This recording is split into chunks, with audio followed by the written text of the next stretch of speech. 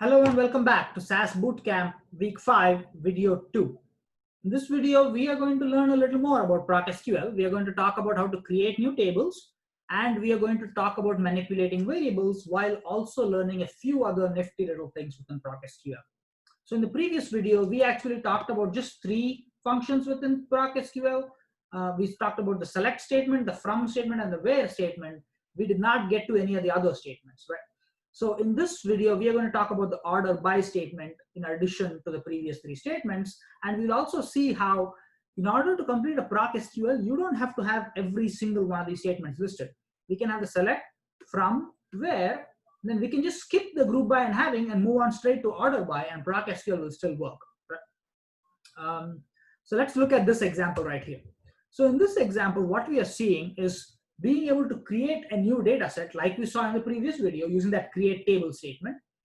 And while creating a new table, we are also going to subset the data set. So we're going to have a filtering command using that where statement, and we are going to throw the order by command in there, right? Right here. We are going to throw the order by command in there. What that order by command does is it actually sorts your data set. So you are creating a new data set and you're sorting it at the same time. So this is like doing a data step and doing a proc sort afterwards, which is why actually many people consider PROC SQL to be halfway between a procedure and a data step, even though it's technically a procedure because it's PROC SQL.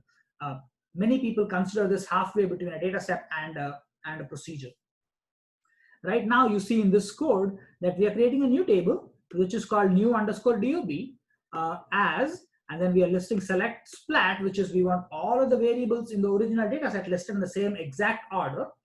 And we want it from the dataset class.benny underscore DOB, which is the Benny date of birth file we've been looking at in the previous video as well. And then we have our filtering command where date of birth is less than 1st January 1990.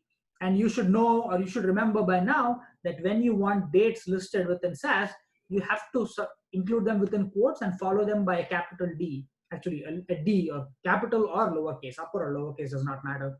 The D indicates that it is a date, and SAS is going to look for date of births that happened before 1st January 1990 in order to filter or subset this data set. Finally, that order by statement sorts your data set by the date of birth of the individual. So let's run, look at our output. I'm going to check my log. You'll see there are 4 rows in the output, which we had only 5, which we had 5 rows when we started. And here is our output, right? Individual 2, who was born in April of 1990, gets deleted from this data set because the where statement basically said date of birth has to be less than 1990. So people born before 1990. And now we've actually even sorted the data set by the date of birth in ascending order. The person born in 1982 is listed first, and then 84, and then 87 comes last. So we've done both creating a new table, subsetting the table while creating it, and sorting it all within one PROC SQL step. So you can see how programming starts to become more efficient when you're using PROC SQL. Next, let's step it up a notch further, right? So now, on top of doing all the things we previously did, let's also manipulate this data set, as in, let's add new columns to the data set. Usually the best example that I can provide when we have date of birth in the data set is calculating your age variable, right? So if you want to calculate age while also doing all the other things in this data set, the best way to do that is to use your select statement to create new variables. So let's see how to do that. In this PROC SQL statement, we are creating a new table, just as we did before. Our from statement has not changed. In my where statement, I have a different condition, but really the structure of the where statement has not changed. I still have a condition in my where statement, and I have my order by. In my order by, I'm listing a variable that I did not have in my Benny underscore DOB dataset. Age was not a variable in there, but I've created it within my select statement. So in my select statement, I'm listing all the variables I want. So I have Benny ID, which I want that listed first, separated by comma, and then date of birth. Within date of birth, I want to change the format with which date of birth is displayed. The default format, if you remember what we saw earlier when we opened the dataset, was a date 9 format, which looks kind of like this. Let's say you want to change that format.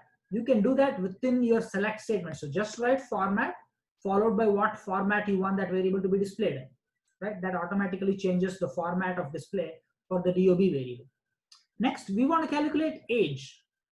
If you want to calculate a new variable within SAS, in PROC SQL, the way to do it is to write your function followed by the command as, and then give it a new name. Because in a data step, what we would do is we'd say age equals, and then we'd have the function, right? Round, YRDIF, parentheses open, DOB, whatever you want, right? In PROC SQL, you can't use the equals function. The equals function does not work. It works in some other places in SQL, but it does not work in the select statement. So there, what you have to do is you have to use the as operator, which basically takes that function, calculates whatever you need, and then puts it into the name of the variable that you assign, right?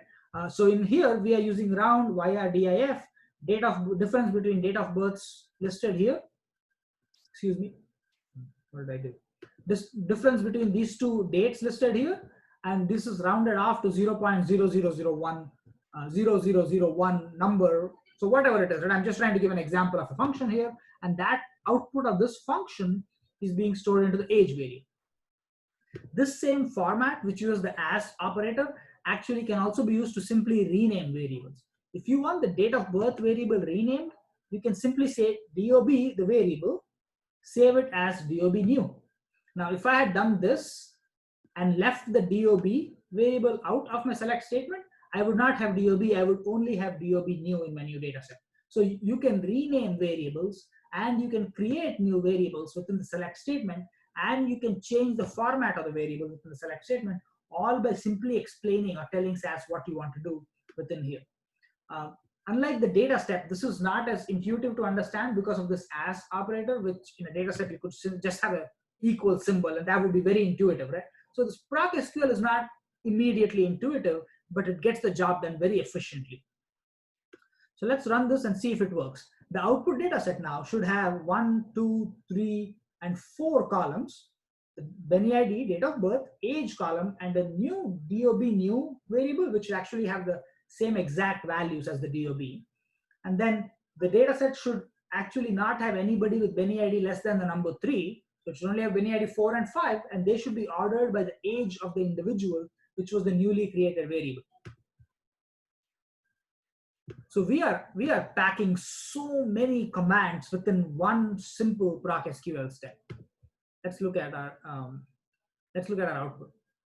So our where statement, I actually interpreted that wrong, excuse me. Where statement only includes Benny IDs less than 3. So 1, 2, and 3 are included here.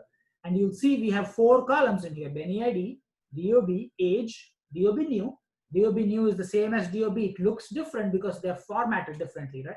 So DOB is formatted in the DDYY8 dot format, and DOB new is formatted in the date9 format, which is what DOB was before we reformatted it.